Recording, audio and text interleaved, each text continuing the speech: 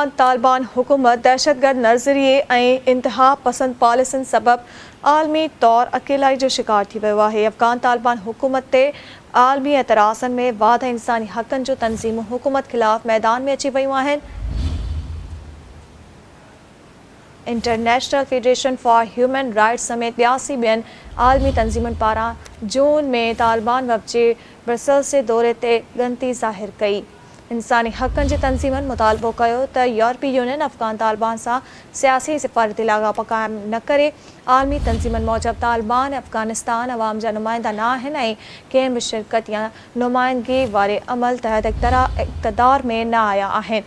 आलमी तंज़ीमुनि मूजिबि international court of justice ॿिनि सीनियर तालिबान अॻुवाणनि लाइ सनफ़ी ज़ुल्मनि ते वारंट जारी कया ऐं केतिरा ई मेंबर यूरोपी यूनियन जी पाबंदियुनि जी फ़हरिस्त में आहिनि।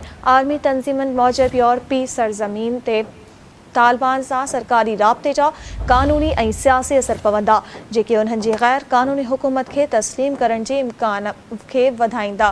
माहिरनि जो चवणु आहे त गैर चूंडियल तालिबान हुकूमत खे जॻह ॾियणु लखे माण्हुनि जे आवाज़नि खे दॿाइण जे बराबरि हूंदो। माहिरनि मूजिबि अफ़गान तालिबान समेत औरतुनि खे हक़ ॾियण ऐं आलमी वाइदा पूरा करण ताईं अफ़गान हुकूमत खे तस्लीम नथो करे सघिजे।